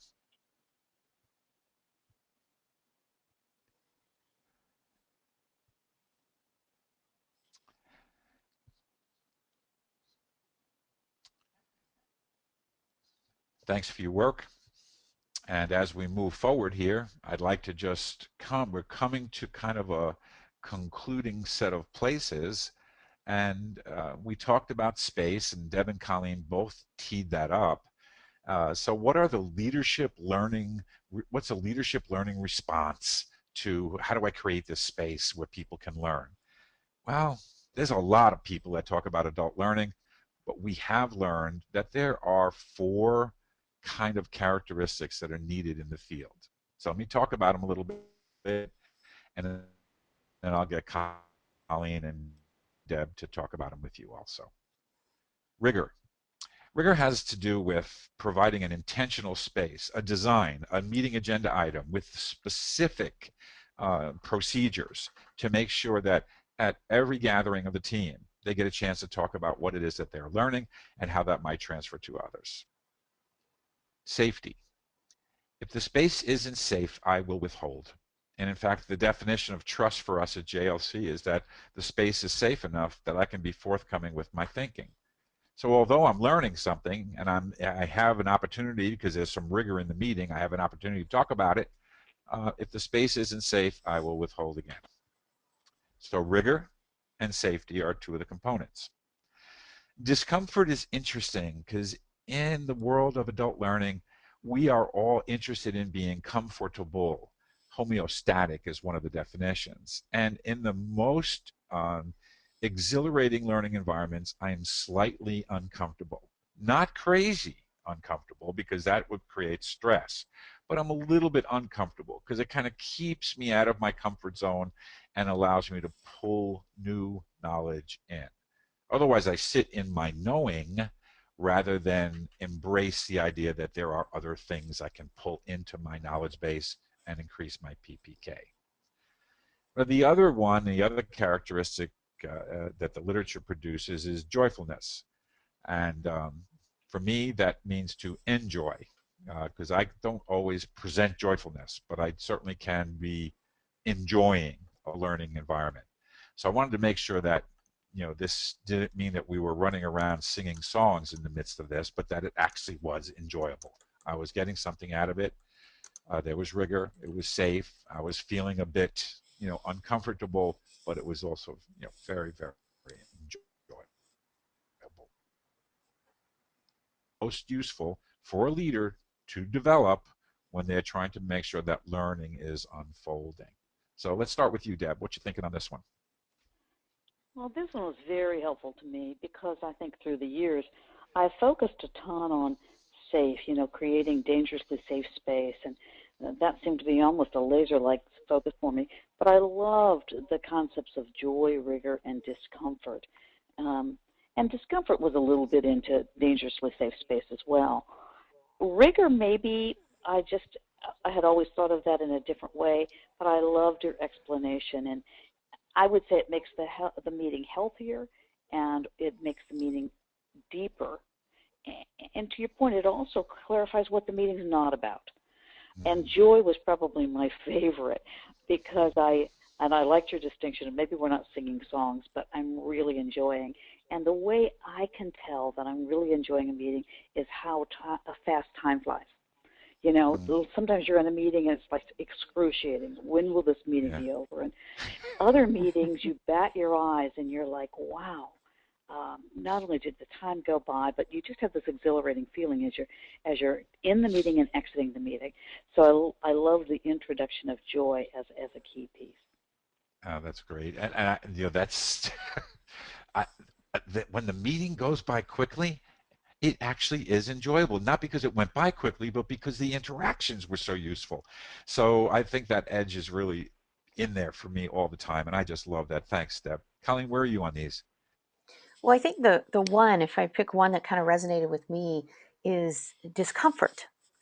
Um, if anyone listening now has been part of one of our JLC meetings, we set up our meeting space in a very particular way. It's a circle of chairs with no tables.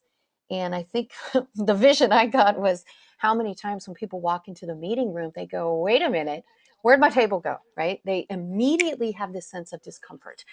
And I think traditionally we're conditioned to make people feel better. Well, it's okay. Everything's going to be fine. Instead of, I think one piece of that leadership learning response is, it's a little different. And that's okay. Discomfort is a natural feeling when you are learning or trying something new and or different. And so I think it's learning to be comfortable in a space of discomfort if you can, because as I mentioned, it's different, and yet many people want to go back to homeostasis. Where's my table? I have no place to put my coffee. Right? Yeah, yeah, I want to set yeah. up camp. I really want to get back to where I normally was. And I think it's encouraging people to uh, embrace discomfort. Yeah, even sitting in the same chairs creates homeostasis. Even going to, like when there's a meeting, we have our chair, we have our space, we build our campsite, and when that happens, you can guarantee homeostatic environment is being developed. So making sure that we can create that level of discomfort. I would say to you also, and I would invite everyone listening and viewing this, to recognize that you can create that for yourself. You don't have to depend on someone else. If you feel yourself beginning to drift into that kind of languid space of homeostatic environment, you can actually do something to bring yourself out of it. So a lot of this is, again, leadership is what's my response, and if I'm finding myself, falling into kind of a calm or languid space, to actually do something to bring that discomfort level back in again. Well done, well done. Let's move on a little bit. We've made this case already, and I just drew upon this particular slide of transformation that all meaningful and long-lasting change starts on the inside and works its way out. So when we're thinking about, and we are thinking about co-creating the future with those that we lead. It is a way of thinking differently from transaction, compelled behavior, to induced behavior, drawn out behavior that creates a future together. Co-creation of the future is probably one of the most important things that I think we can think about.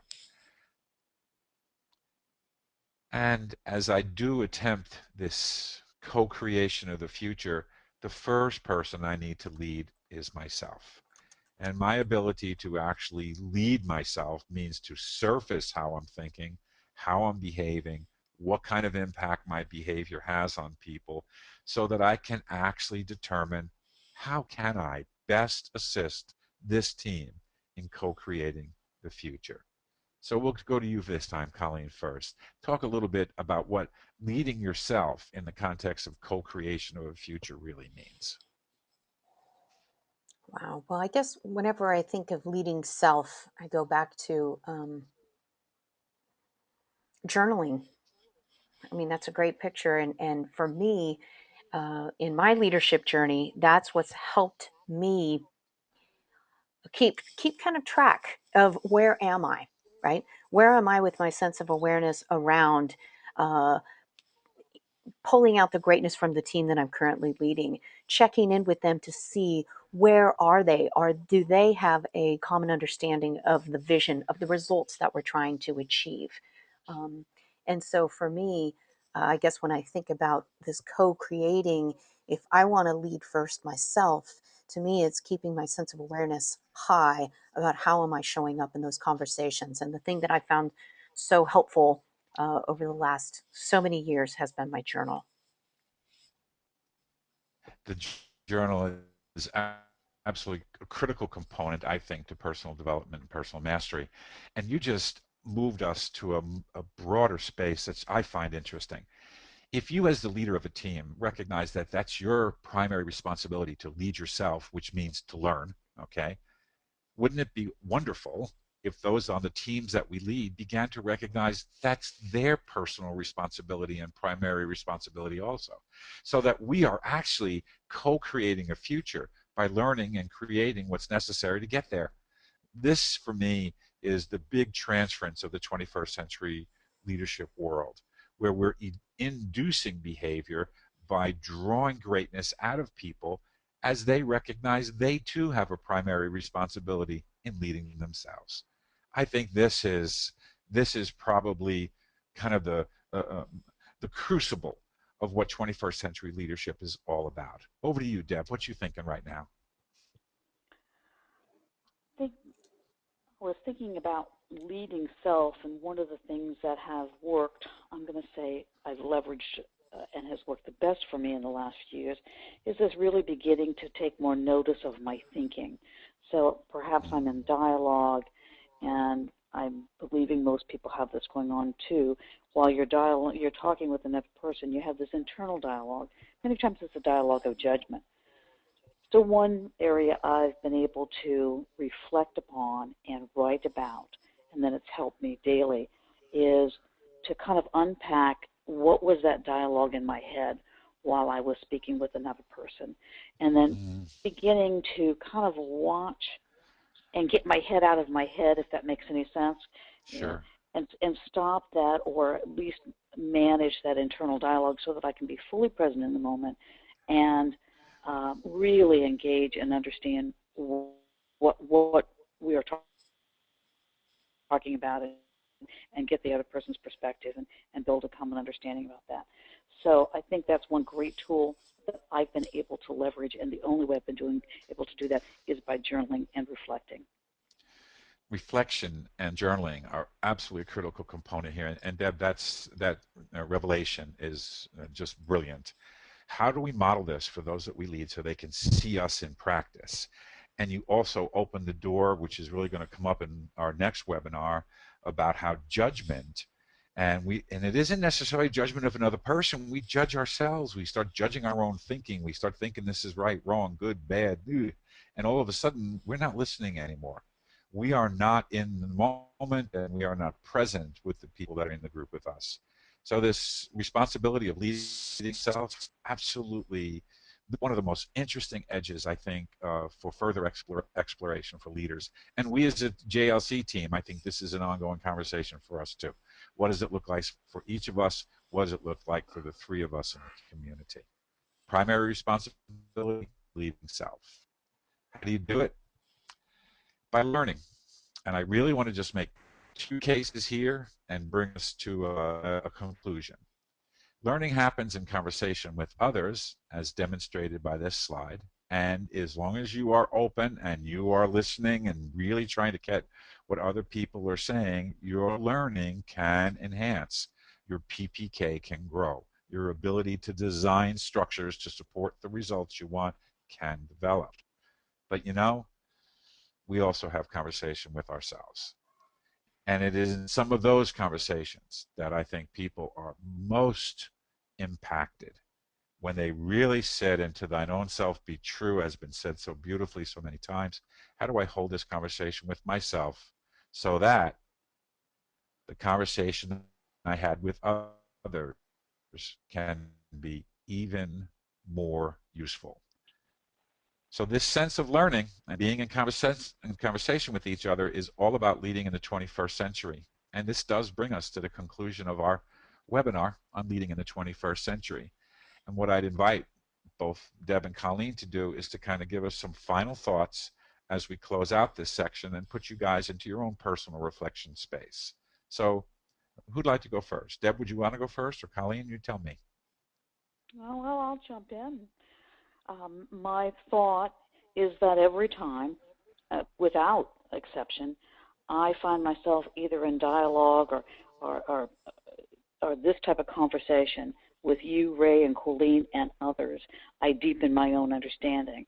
And I've taken a lot of notes and wrote some reflections down for myself to be thinking about here in the next few days. But this has been a wonderful time spent. And again, I've enhanced my PPK. Thank you, Ray. Oh, thank you, Deb. And every sentence you put forward to us was so useful. Thank you. We were able to use them, and I'm sure everyone at home learned more deeply and enhanced their PPK because of your efforts. Thank you so much, Deb. Colleen? Yeah, I think for me, my final thoughts are, as far as a personal leadership and operating principle for myself, would be leading is learning. And if that's what I truly believe, then how can I ensure that every day my daily actions reflect my thinking that leading is learning? And how can I continue to keep that environment alive? Um, so I think we had some great examples and some great opportunities for us to craft our own ideas around how we can keep that alive throughout the webinar today. But it's really about inducing the behavior and recognizing the responsibility to lead ourselves. I think that was the other big piece that continues to resonate with me. Mhm. Oh, that's beautiful. The primary responsibility is to lead myself. That is my primary responsibility in leadership, and to work on ourselves. And if I'm saying leading and learning are at some level synonymous, then that's what I'm doing. I'm developing myself. I am learning how to change my PPK so that I can be more and more effective. In fact, that can be an hour-to-hour, day-to-day process. It doesn't have to happen at an event like this. It can happen in your journal. It can happen in an interaction.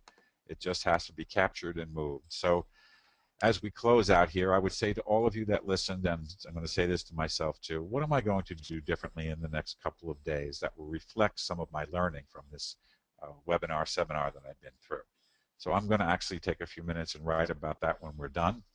And I would like to remind everybody listening to us, but certainly to remind myself, because that's the first person I have to remind, that my intentions are, as a JLC facilitator, not to advocate, but inquire, not to argue, but to explore, not to convince, but discover, not to be present, but to ask questions.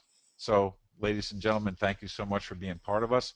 I hope you enjoyed the seminar, and we look forward to seeing you in some of our future work. Thank you again.